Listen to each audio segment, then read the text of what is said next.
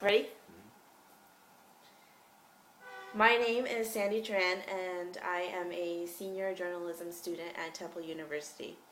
And how do you feel about organ and tissue donation?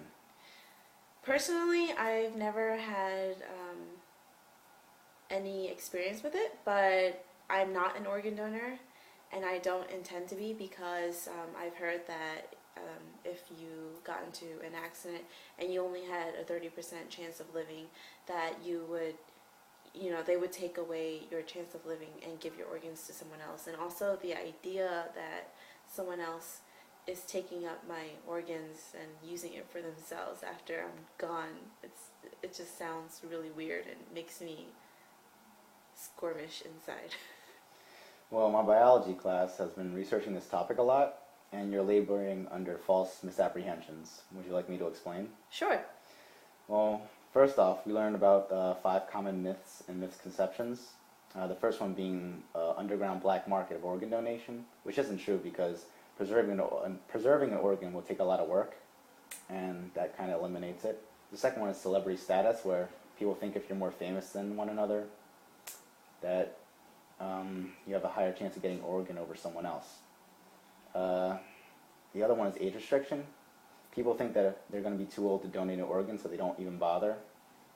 The fourth one would be open casket.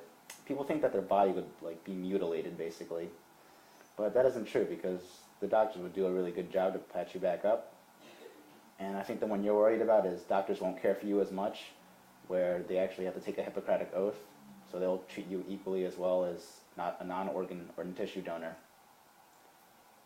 And knowing what you do now, do you still think you'd choose not to be an organ and tissue donor? Honestly, I guess I would think about it a little bit more, but that information doesn't make me want to be an organ donor. And I still think that, people who have more money, of course, are going to get organs faster than people who don't have money. Well, for example, Steve Jobs. Well, Steve Jobs, the reason he was able to get an organ donor faster was because he owns a private jet.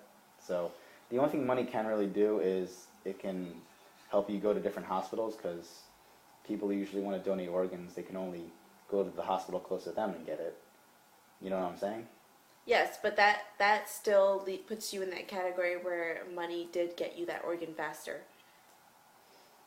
Right? I guess so. I can't argue there.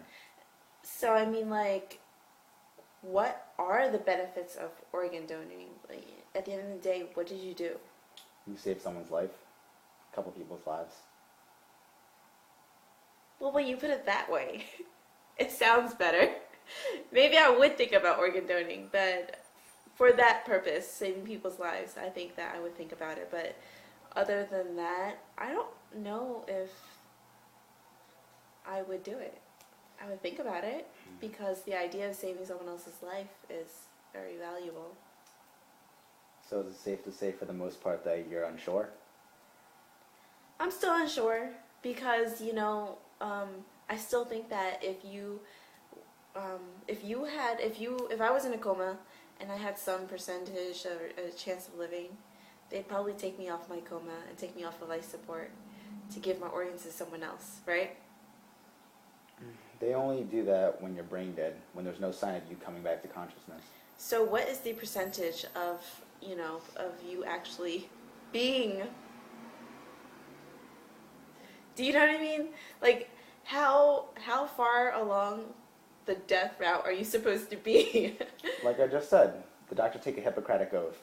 So they have to take as much care of you as possible until till you just can't come back. Until I'm brain dead. Yes. So there is no actual 30% rule. Nope, it's a myth. Oh.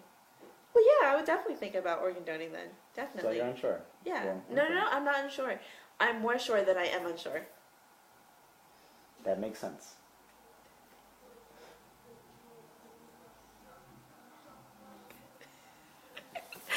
That was great.